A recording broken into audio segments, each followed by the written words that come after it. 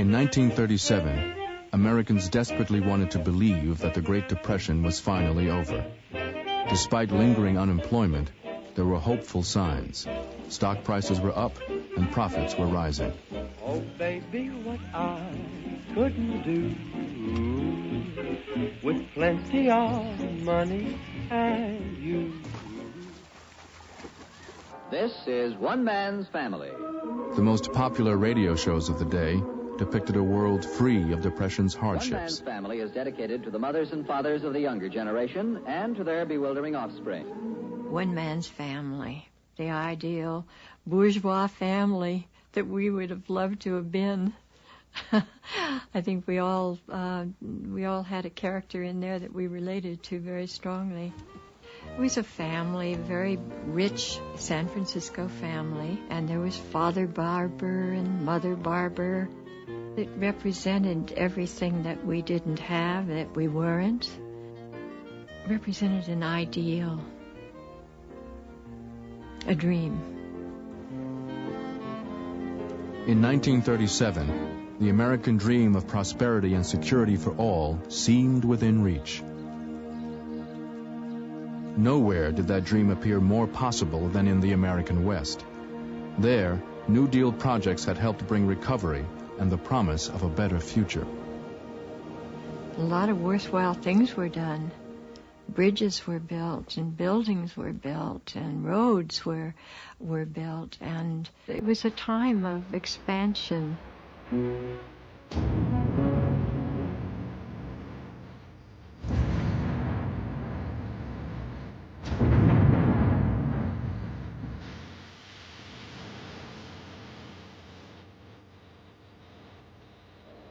On the Columbia River in Oregon, one of the largest New Deal projects was nearing completion. Bonneville Dam was designed to bring power to the homes and factories of the Pacific Northwest and develop the economy of the region. It represented hope not merely for an immediate job, although that was very important because they were paying skilled carpenters 50 cents an hour, but it represented the prospect of electrifying the whole Northwest. Forest Grove homes get enough extra Bonneville power to wash and iron all the family clothes, keep the rugs and drapes spick and span, cook the breakfast waffles, an electric home with more leisure and better living. On a Western tour, President Franklin Roosevelt stopped to dedicate the $45 million dam. I cannot help the thought that instead of spending, as some nations do, half their national income in piling up armaments and more armaments for purposes of war, we in America are wiser in using our wealth on projects like this, which will give us more wealth, better living, and greater happiness for our children. Even as Roosevelt celebrated America's accomplishments, he was aware that projects like Bonneville had come at a high price. Critics attacked him for running the government deeply into debt. In 1937, with the economy showing signs of recovery, the president saw his chance to reduce the debt by cutting federal spending. FDR was paring the budget, paring relief, paring works programs, all of the things that were essential parts of the New Deal, because he was afraid that he would be hung up politically by his opposition on having spent so much money. Protesters marched in New York and Washington when the president cut employment in half on his largest work relief program, the Works Progress Administration. The WPA had made a lot of cuts, and those who weren't on WPA had no jobs. They became jobless again, and they faced that problem of making enough money to pay their rent. There was always the cloud that you might be laid off, and there were always rumors that next week or next month there would be cuts, and you'd never know if it would be you or not. Millions of Americans once again had no money. Throughout the autumn, sales and manufacturing dropped. On October 19th, 8 years after the crash of 1929, the stock market crashed again. The economy began a precipitous downward slide. Reporters and political opponents called this new decline the Roosevelt Recession. The economy fell faster than in 1929. Within a few months, it was back into the same level of depression, practically, that it was when FDR took office, as if nothing had been done. Well, we were very poor, and we didn't experience depression being over at all in 1937. It was still a time of great hardship for our family. By early 1938, close to 20% of all workers were unemployed. Many Americans were once more near starvation. A Nazi newspaper in Germany reported that the American democracy could not feed its people. We thought there'd never be any change. You know, it had been for almost 10 years of depression, and it seemed to get worse every year. I remember just moving all the time. We moved. He's a little child. I remember we'd load up and load what we had up, like the tent, or sometimes it was a mattress or whatever we had, and we loaded that up and went to the next camp. But I can remember that being really young, and I remember thinking, we're not going to be here very long, so we're going to go on down the road. By the end of the decade, close to 1 million Americans in search of a better life had moved west to California.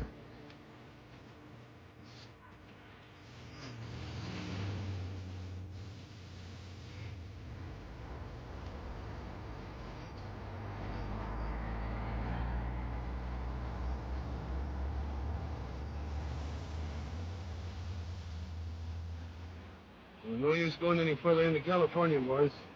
Too tough down there. There's too many people out of work. And the Relief Administration won't do anything for you. Isn't this a free country? You're violating the laws by coming in here. Vagrancy laws. Laws of being on these train property.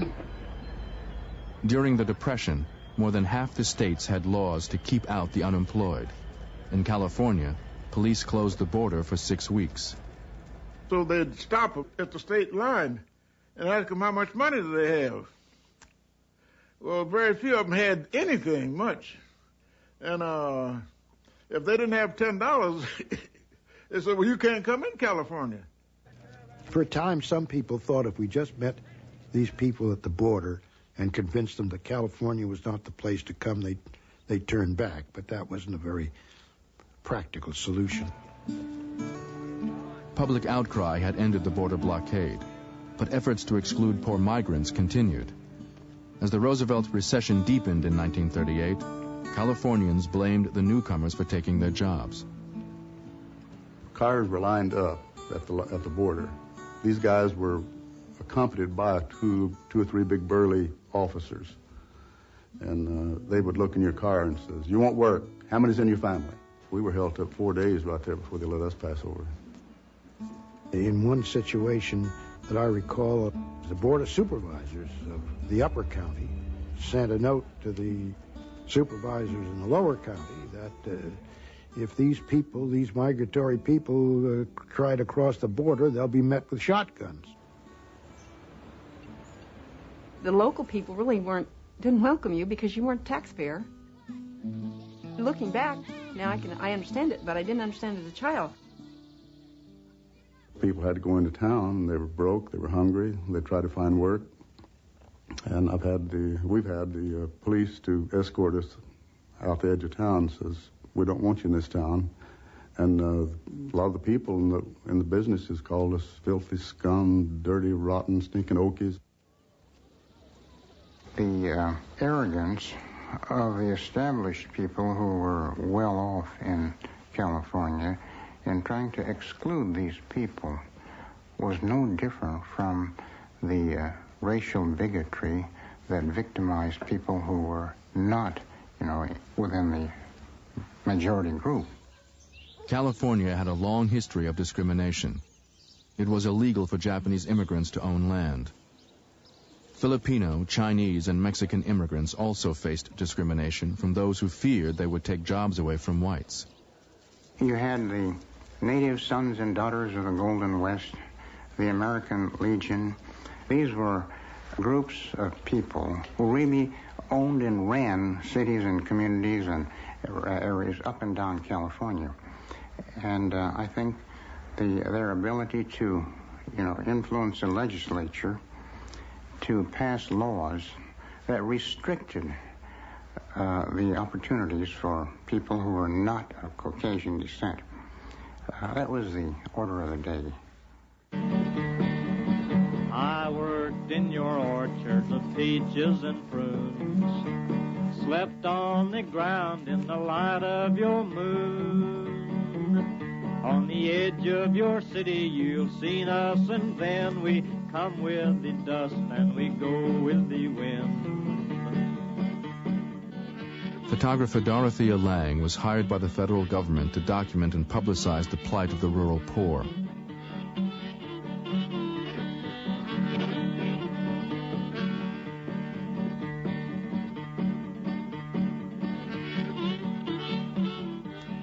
On assignment in California, Lange passed a roadside camp of more than 1,000 homeless men, women, and children. She stopped to take a photograph that would become one of the best-known images of the Depression era. I didn't want to stop.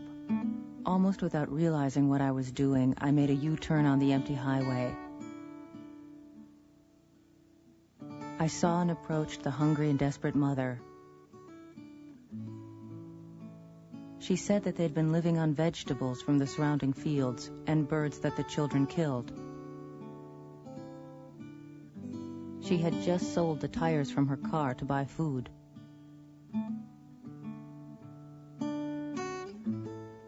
There she sat in that lean-to tent with her children huddled around her and seemed to know that my picture might help her, so she helped me. There was a sort of equality about it. My mother was a strong lady, a very proud lady. She believed in you work for what you get. You're not going to get something for nothing. And always be honest. And she loved us children very much. I always consider my mom very, very strong. Looking at her in the pictures a lot of times, she doesn't look like a beautiful woman, but she really was. She was a very strong lady, and we really relied on that.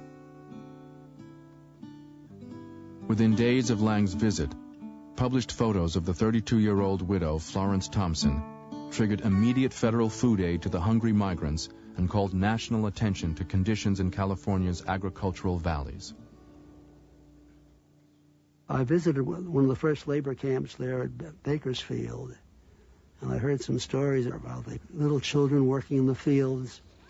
And I remember Bob Flaherty, the famous documentary film man, told me of a scene he had shot the day before. He says it was a girl in her sleep, about 7 years old, and she was moving her hands like this. I said, what do you mean? He says, well, she's dreaming she's picking peas.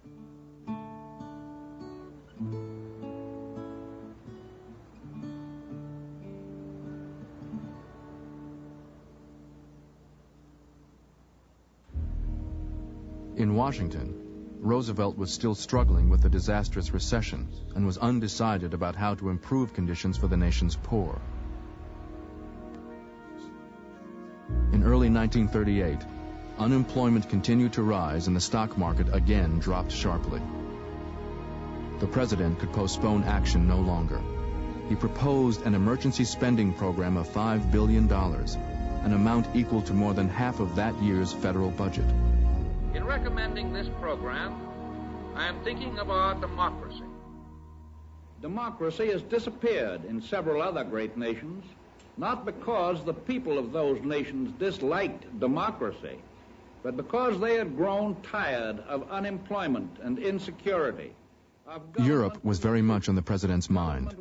Just weeks before, Americans had watched Hitler's troops march into Austria. Views of the World, filmed by Movie Tone.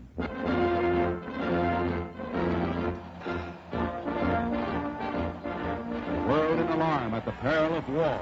What will come next? Czechoslovakia?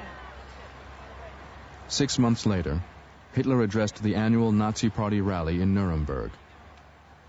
He threatened to use military force to end what he called the oppression of the Sudeten Germans living in Czechoslovakia. We began to have broadcasts of Hitler, his crazy, wild rantings. It was very frightening, very confusing to me at that age. We remained glued to the radio. I had a friend over in Oakland, he's a physician.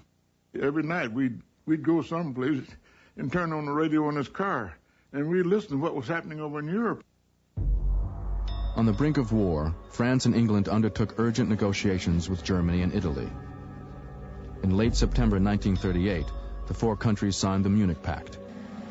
After promising he had no further territorial demands in Europe, Hitler gained control of the Sudetenland in Czechoslovakia. The agreement signed last night to end the German. Two people. That was a great thing. Cheers for Chamberlain. Cheers for his pact. Prime Minister Chamberlain told the world he had achieved peace for our time, and Americans wanted to believe him. In that winter of 1939, Americans awaited the opening of two World's Fairs focused on peace.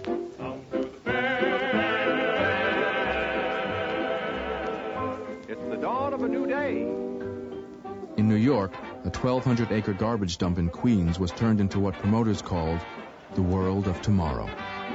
Tell the wolf at the door that we don't want him round anymore. Better times here to stay as we live and laugh the American way. Listen one. Fair organizers promoted a future in which American know-how ended the Depression.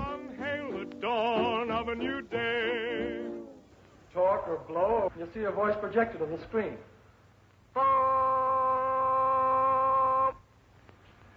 Tell me, Jim, do you honestly believe that industry can make enough jobs in the future to take care of the young people that are coming along? I think the problem is going to be the other way around. Industry will make so many jobs, there won't be enough people to fill them. 1, 2, 3. She's splashing so hard it's getting all over me, and it's a little dangerous to attempt to give a blow-by-blow account of what's going on in that dishpan. That water in the pan is an awful messy-looking sight, folks. I wish you could see it. Too late. There's the last drop of water, folks. The contest is over in exactly 7 minutes and 58 seconds. In that time, Mrs. Modern has washed 50 dishes and 40 pieces of silverware. As I... Well, it's all over, Mrs. Drudge. You may as well rest now. On the West Coast, New Deal funds had built an island in the San Francisco Bay to house the Golden Gate International Exposition. Opening day drew 130,000 people to Treasure Island. It's my universe, even with my empty purse, 'cause I've got a pocket full of dreams. The fair didn't open until 9, but the Bay Bridge was filled with cars, and they were blocked up, so they hurriedly sent word to us, and we opened early, then about almost an hour. And the cars just flowed through, and the ferry boats were just filled with people because they could come over from San Francisco for a dime.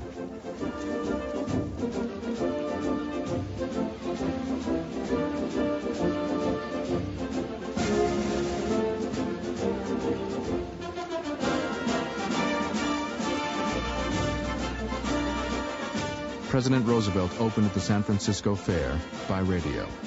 The maintenance of peace in the Western Hemisphere must be the first concern of all Americans. By setting an example of international solidarity, we may keep faith alive in the heart of anxious and troubled humanity. The pavilions of 26 nations welcomed visitors.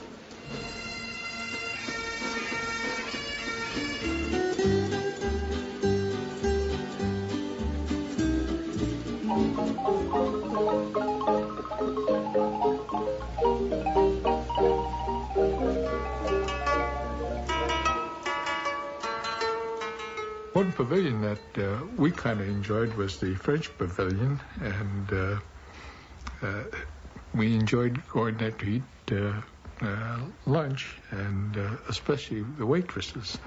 They wore these real petite outfits, and the fellows all used to enjoy that. Oh, the fair was wonderful. It was just a lot of fun. Kind of got you away from the depression. I didn't go as many times as I wanted to because I didn't have the money. I mean, the fair was in 1939, which to me was the height of the Depression. My older brother Eddie and I saved our money, and we took the ferry from Vallejo to Treasure Island. And it was a magic place. Saw myself on television for the first time. That was to be the world of tomorrow.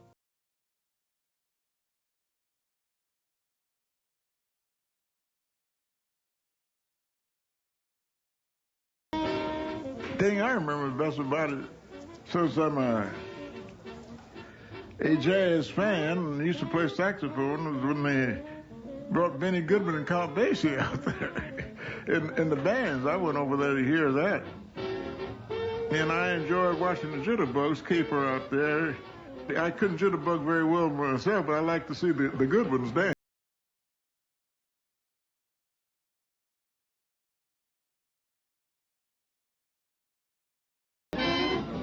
Fair organizers had hoped the event would attract 2.5 million visitors. Fewer than half that number showed up. With unemployment in California still close to 14%, the exposition had lost more than $4 million by the end of its first season. I didn't go to the San Francisco Fair. We couldn't afford it. And I remember being very much aware that the fair was there and being very unhappy that I couldn't go. And my younger sister couldn't go. So, no, there was some bitterness about not being able to go to the fair. In the world beyond Treasure Island, more than 9 million Americans were still unemployed.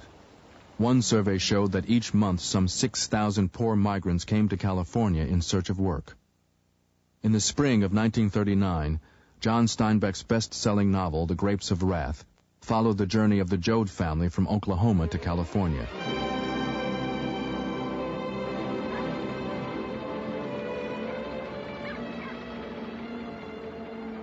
A year later, a movie based on the novel was a box office hit.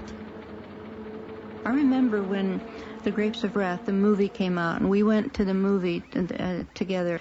And I remember the hooting done by the audience.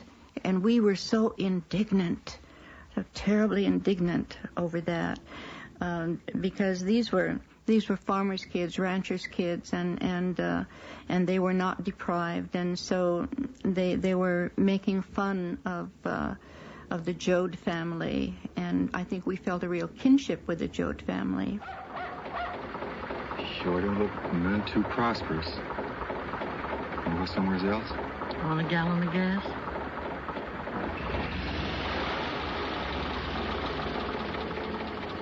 The Grapes of Wrath opened in the midst of a national debate about what, if anything, should be done for the real-life Joads searching for work in California. Federal camps for migrant workers housed a small percentage of those in need. Eleanor Roosevelt spent 5 days on a fact-finding tour of the camps.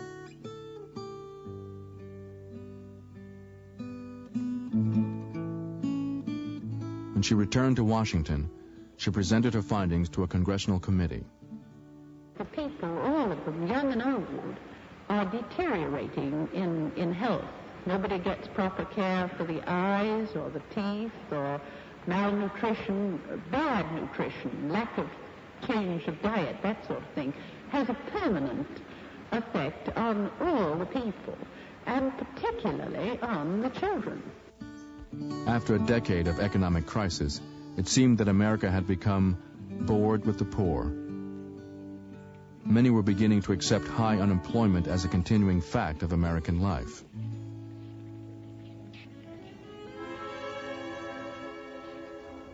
On September 1st, 1939, war news interrupted the beginning of America's Labor Day weekend. Adolf Hitler's all-out attack on Poland makes the long-dreaded European war a certainty. In violation of Hitler's personal guarantees, Germany had invaded Poland. Appeasement had failed. 2 days later, France and England declared war on Germany. The Second World War had begun. And now, ladies and gentlemen, the President of the United States. This nation will remain a neutral nation. But I cannot ask that every American remain neutral in thought as well. Even a neutral cannot be asked to close his mind or to close his conscience. I hope the United States will keep out of this war as long as it remains within my power to prevent. There will be no blackout of peace in the United States. Throughout the spring of 1940, news reports told of Hitler's advance across Europe.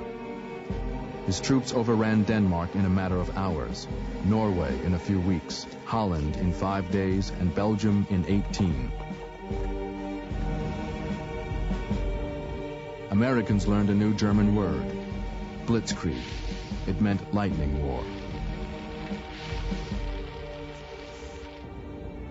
The Nazis are marching ahead at the fastest speed a conquering army has moved in all history.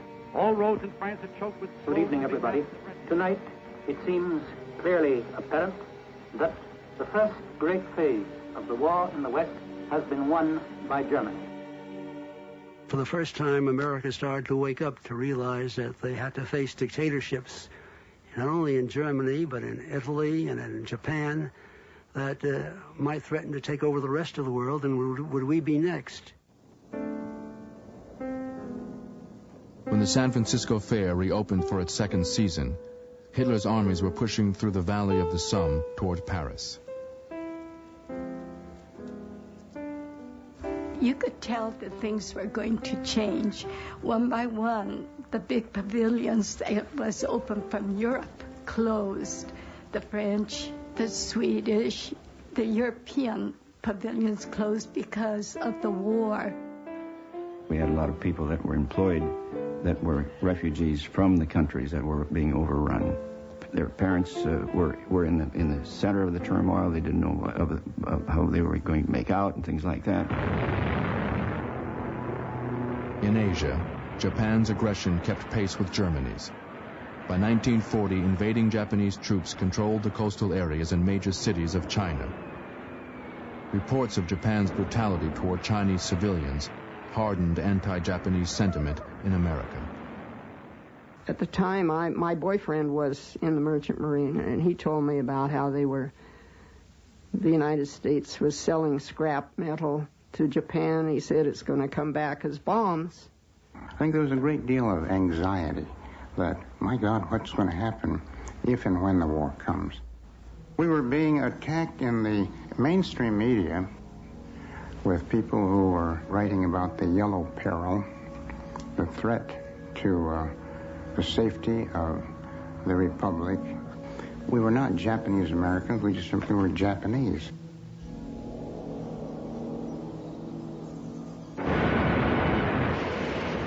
In May 1940, the Nazis began bombing British cities. Prime Minister Winston Churchill sent a letter to Roosevelt warning of a Nazified Europe if England did not get assistance. This is London. Screaming bombs were dropped as well as fire bombs on the London area. A month later, France fell. U.S. military experts predicted the defeat of Great Britain.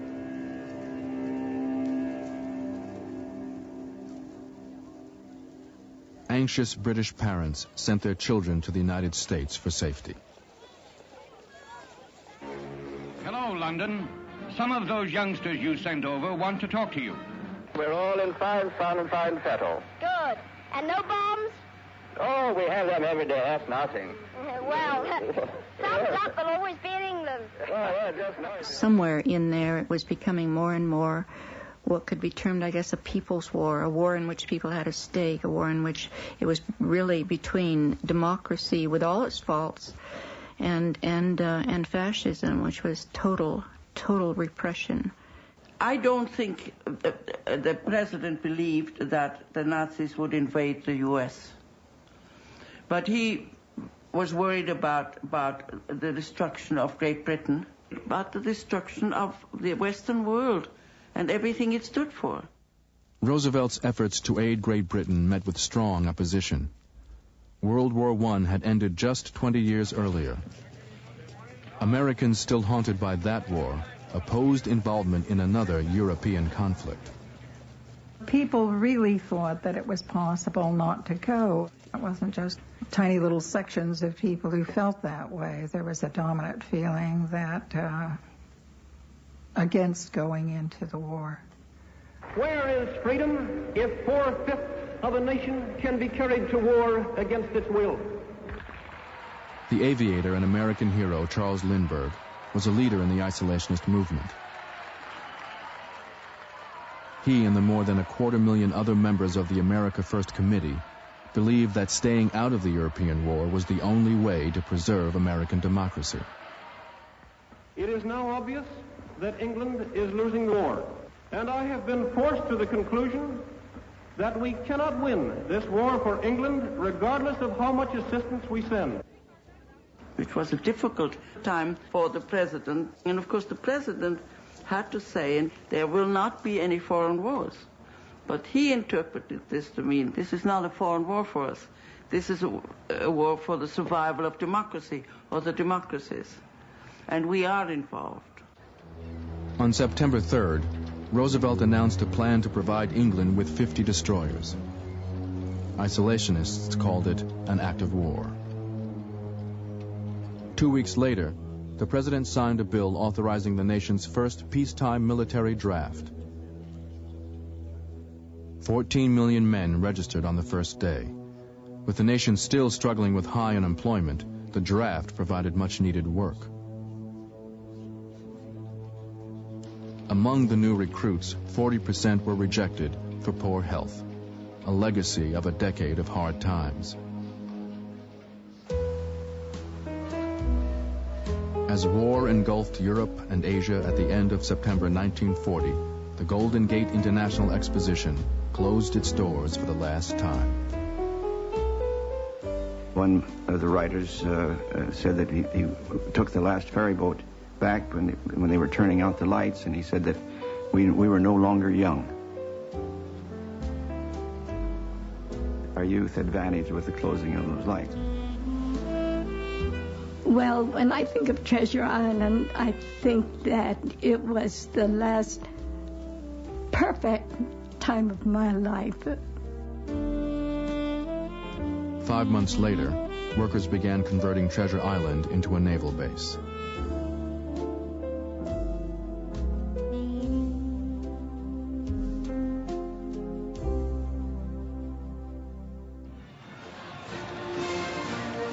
In the fall of 1940, as the nation edged toward war, Roosevelt was re-elected to an unprecedented third term. Americans had chosen a proven leader for the uncertain times ahead. Never before, since Jamestown and Plymouth Rock, has our American civilization been in such danger as now. The people of Europe who are defending themselves do not ask us to do their fighting. They ask us for the implements of war. We must be the great arsenal of democracy. For us, this is an emergency as serious as war itself. That night, telegrams supporting the president flooded the White House. 3 months later, Congress authorized $7 billion in military aid to England.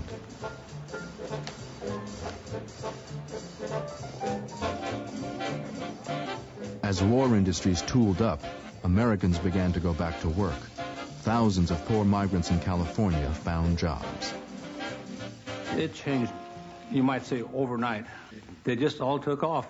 Either they went into the military or the shipyard or the aircraft factories. I'd come out of the field working for 20 cents an hour and the union wage was 86 cents an hour for labor.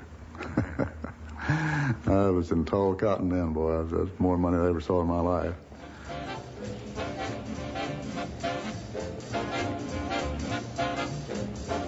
It was hard getting jobs in the shipyards and the growing airplane industry. The only jobs you could get was just as common labor. If you had skills, like if you were a plumber or an electrician or something, they wouldn't give you a job. Unemployment picture was very bad among blacks, far worse than it was for whites. 40% of the blacks were unemployed. A federal government survey found that more than half of all defense jobs were closed to blacks. The labor leader A. Philip Randolph believed the new infusion of government funds meant the president could take action on job discrimination. In a call for action, he wrote, "We are fighting for the right to work, for the right to live. Let the Negro masses march forward, preaching the gospel of justice, freedom, and democracy." I think the whole strategy on Randolph's and the other leaders' part was to impress the president and the nation that we had some power. Randolph threatened to lead 100,000 black men and women in a march on Washington unless the president acted. I think the very thought of blacks marching on Pennsylvania Avenue frightened FDR a little bit, because there are all sorts of things might have happened, you know. It could have gotten out of hand. There could have been riots on the streets. I think that's what Roosevelt was looking at. And he didn't want that to happen, and we were supposed to be the capital of democracy. His worry was that the other groups would perhaps interfere. There'd be bickering along the parade line and so forth on. That's what he was afraid of. Despite several requests from the president, Randolph refused to cancel. Just 6 days before the scheduled march, it was the president who gave in. Roosevelt issued an executive order banning discrimination in defense industries. The first presidential order on behalf of equal rights since Lincoln's Emancipation Proclamation. I think FDR acted with great political courage at the time, although you look back upon it and it seems a rather meager and obvious step. But he was still hidebound by the dominance of the Southern Democrats in the senior positions in committees in Congress. In exchange for Roosevelt's executive order, Randolph called off the march. We felt it was a new day coming. That's what we thought. Although deep within ourselves we knew we still had a long ways to go yet. But this was a victory we achieved at this time, and then people started getting jobs. That's the most important thing.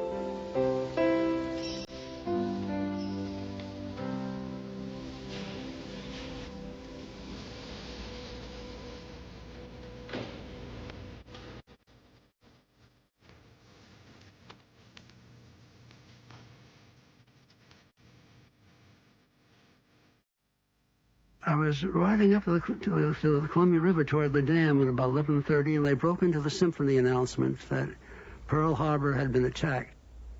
That night, we mobilized our staff, and we all went out with shotguns and rifles to guard the transmission line crossings, because we were afraid the Japanese would try to blow them up to disrupt the power to the aluminum companies and the chemical companies that were vital to our war effort. General Watson came out. He says, Mr. President, they got the whole goddamn Navy. What in the hell are we going to do now? The president was, he was in a heavel. He had his head in his hand, and he was saying, oh, my God, how did it happen? How did it happen?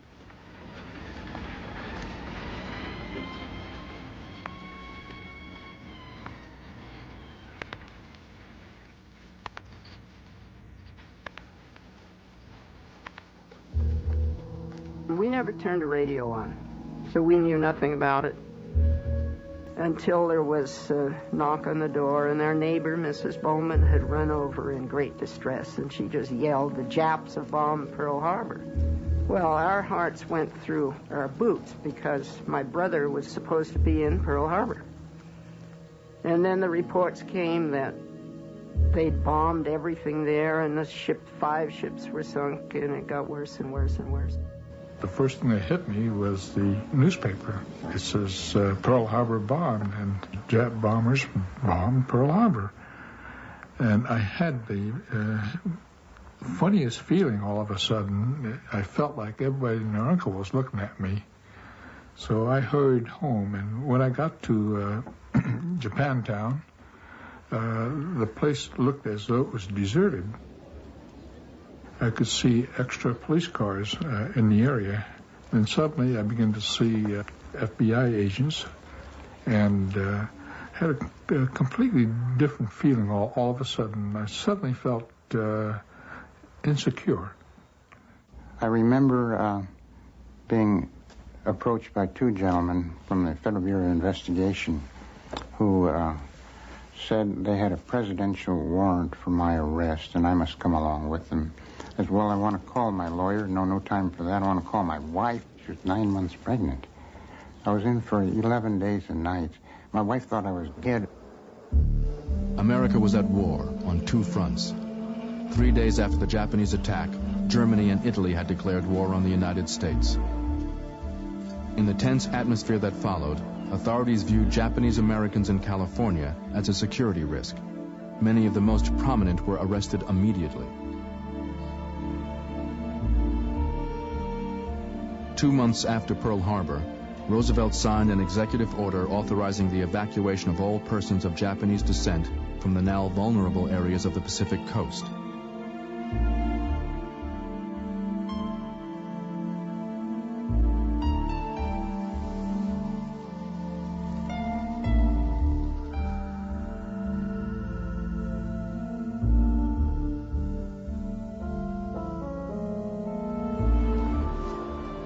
More than 100,000 men, women, and children, 2/3 of them American citizens, were taken to government relocation camps.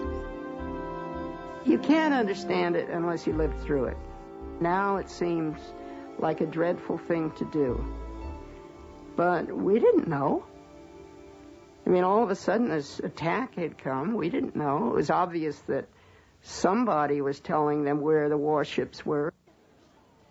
Well, I wrote editorials about that, and I was indignant. I didn't like it. I felt they did it to the Japanese because they weren't white. And I also mentioned in my editorials that there were a lot of Germans, and Italians here. I said they weren't interning them. I remember a Japanese-American friend of mine having a farewell party at her house. I remember weeping in saying goodbye, and we were all very sad, but nobody protested. Very few people anywhere protested, and I guess it was because we thought it was important to the war effort or to unity on the home front. I was at the YMCA in Japantown the day that most of them were evacuated. And here are these people carrying bags, things wrapped up, say, in a blanket. That was all they were taking, what they could carry. And it was a perfectly awful thing to look at. Just perfectly awful.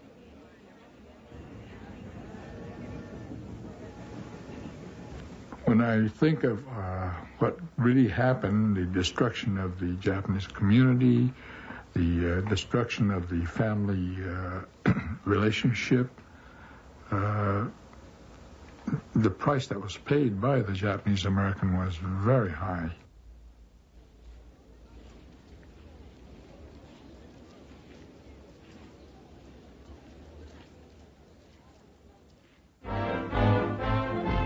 As America went to war, government propaganda posters and films used racial caricatures of the enemy to mobilize the nation. Soldiers free of industry, ourselves to victory. Day and night in the cause of right, we will work, work, work till we've won. Side by side for America. Tanks, we'll keep them rolling. Planes, we'll keep them flying. Guns, guns, guns, guns, keep them shooting. Give them hell. California received more defense dollars than any other state. You could hear about jobs. And people started coming out here from other parts of the country. California's war industry sent recruiters across the country offering jobs and transportation expenses. With its borders once again open to the unemployed, the state gained nearly 3 million new residents. I rode the train here, and I sat on my suitcase from Shreveport to California because they had 2 coaches for colored people, as they call them. And when it got to Shreveport, they were filled. So I sat on my suitcase all the way for 3 days to get to Marin City. We had people from all over the country, from all walks of life. We had people who couldn't read, people who never earned any money before. They just flocked in. One of the welders on the team, he was Chinese. There was another one who was Spanish-speaking. It was a little United Nations, that crew of welders. With the military drawing men to war, nearly 5 million women joined the labor force for the first time. The men just seemed to be totally surprised, totally outraged. Their mouths dropped open, they dropped their tools, and we just, partly because we were embarrassed and partly because we didn't know how to respond, we just kept our nose to the grindstone and did our work. I definitely grew, and I felt a stronger person, a stronger female, a stronger black woman. And that has stayed with me and will forever.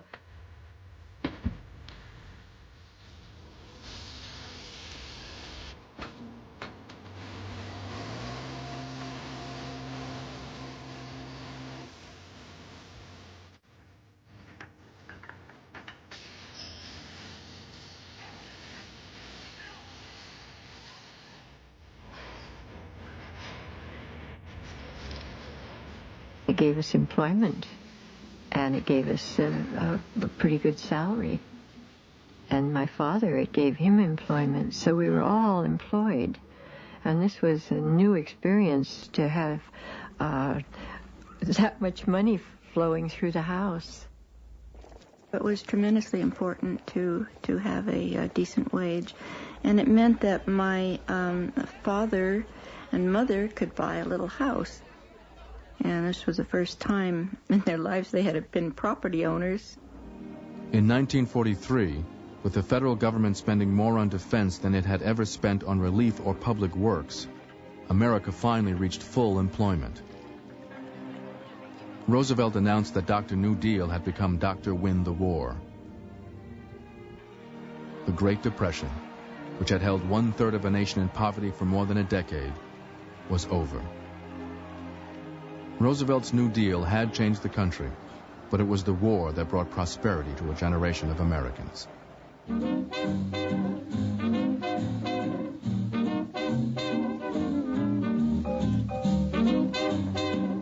They were our parents and our grandparents, our aunts and uncles. They had endured the hardest of hard times and triumphed over adversity. Being aware of the political upheaval during the 30s and struggles of our family made me aware that people don't gain anything without struggle. It laid the groundwork for the civil rights movement in the 60s. I think it did. I think blacks were moving in that direction already. One thing that the experience of the Depression taught the American people was that when they came together around common problems, they could get something. Together, they could accomplish something. During World War II, America outproduced the world. Henry Ford's Willow Run aircraft factory near Detroit was turning out a B-24 bomber every 63 minutes. In California's shipyards, Liberty ships were being launched at the rate of 2 per day. You get a sense of accomplishment because you can see before your eyes what you have done. And when a ship is welded, all of these various components are sewn together, so to speak, so that the complete hull is just one big piece of steel. Then would come that most exciting moment of all when they launched it. And there would be the usual ceremonies and the fancy ladies with their hats and the bottle of champagne and all of that kind of stuff.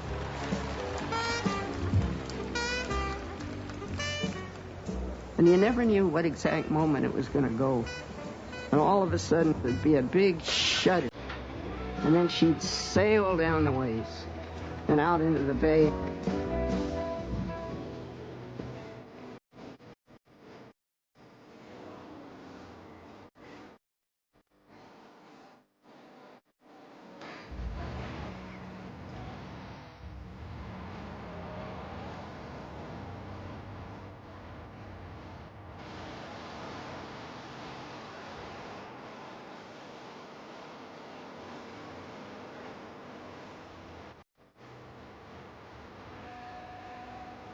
Brother, can you stand?